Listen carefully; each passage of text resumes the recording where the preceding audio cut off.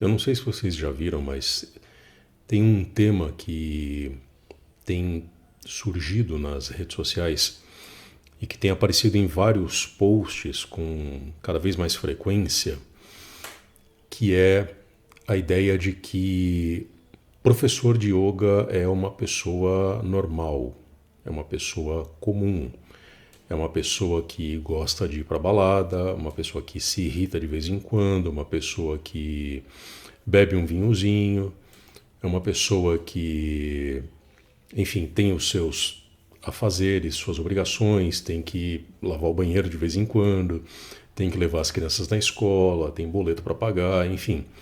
Talvez dê para resumir essa tendência, essa trend, com a expressão a humanização do professor de yoga, que em resumo é transmitir a ideia de que o professor de yoga também é um ser humano como qualquer outro, o que obviamente é verdade.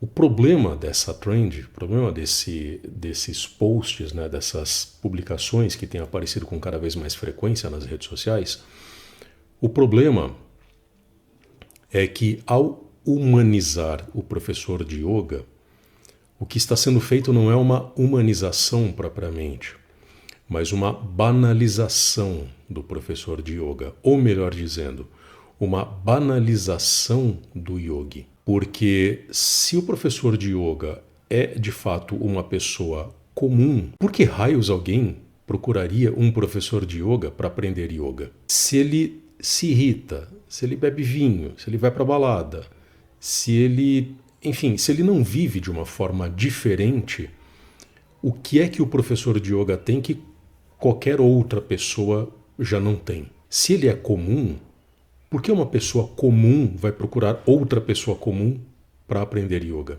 Só nisso já dá para ter uma noção de que essa colocação que tem sido feita em muitas publicações realmente não faz sentido. Se a gente avançar um pouquinho nessa reflexão, a gente vai se deparar com alguns fatos bastante conhecidos e bastante simples, inclusive do ponto de vista histórico.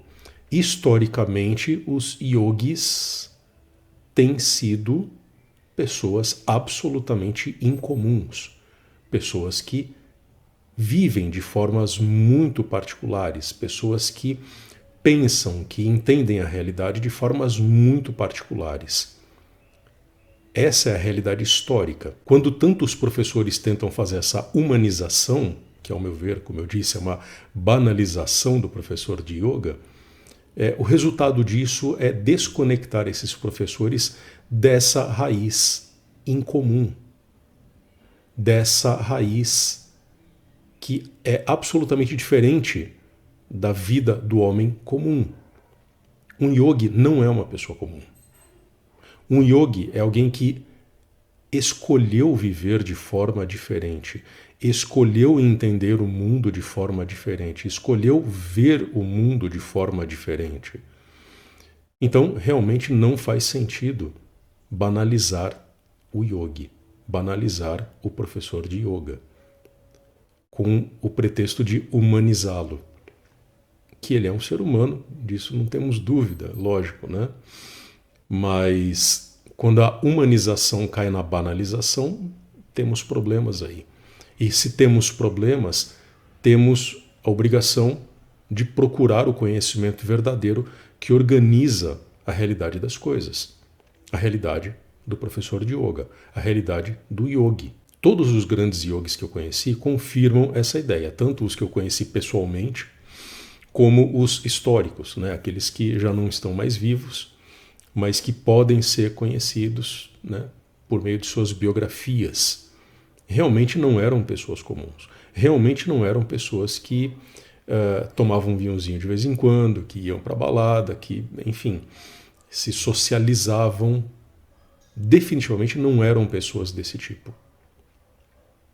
Todos os grandes yogis têm essa característica de serem outsiders, pessoas completamente desconectadas da vida em sociedade.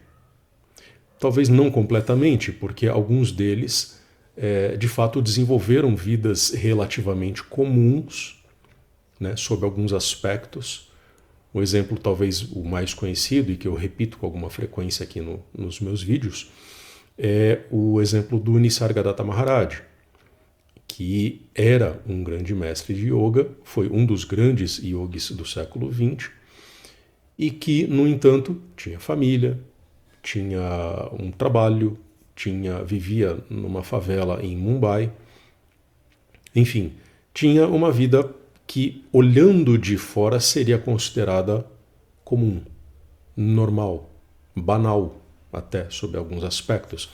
Ele era comerciante, né? Como eu já expliquei em outros vídeos, ele tinha lá uma lojinha de cigarrinhos de palha, enfim, como se fosse uma tabacaria.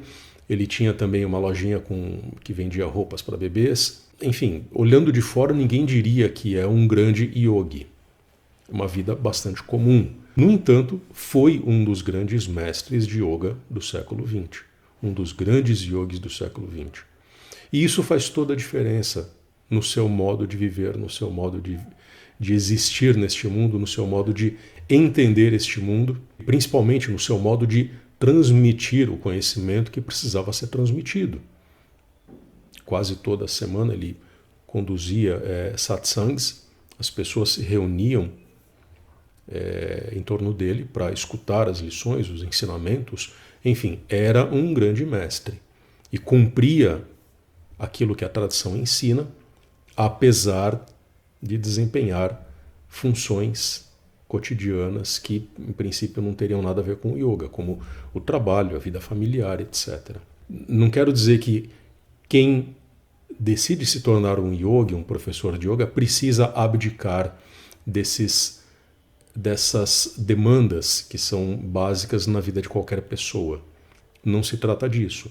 Mas é necessário, sim, conduzir essas coisas de uma forma diferente. De uma forma que realmente não é comum.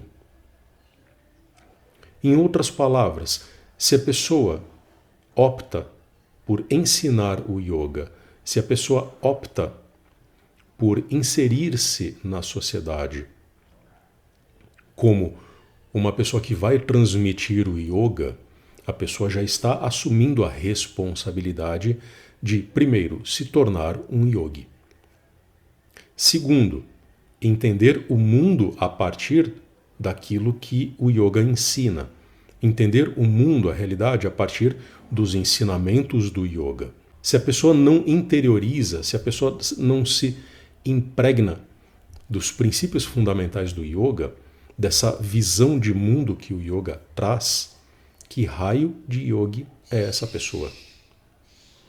Que tipo de entendimento essa pessoa tem a respeito do mundo que não é afetado em nada pelo yoga que essa pessoa decidiu estudar profundamente para poder transmitir para outras pessoas?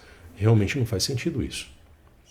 O que faz sentido é essa pessoa realmente viver o yoga de modo que o yoga se expresse pela sua própria existência. E deste modo, essa pessoa jamais vai ser uma pessoa comum. Jamais vai ser uma pessoa normal. Normal no sentido de uma pessoa que vai muito pouco além dos seus afazeres, das suas obrigações cotidianas. O yoga tem que ser o elemento central da sua vida, se você decide ser um professor e se você assume a responsabilidade de estar neste mundo como um yogi. Em resumo, não faz o menor sentido vender a ideia de que um professor de yoga, uma professora de yoga é uma pessoa comum. Basicamente porque não pode ser assim. Quem assume a responsabilidade de transmitir o yoga torna-se um portador de um conhecimento que precisa fazer diferença na vida, pelo menos desta pessoa que decidiu ser um portador desse conhecimento. Se não faz nenhuma diferença, se não torna essa pessoa incomum, talvez esta pessoa não esteja portando esse conhecimento, transmitindo esse conhecimento da forma adequada. Não sei se este é o seu caso, se você for professor. Não sei se este é o caso do seu professor, se você for um praticante que tem aulas com um professor de yoga. mas acredito que é algo a ser observado com bastante atenção. Professores de yoga não podem ser pessoas comuns.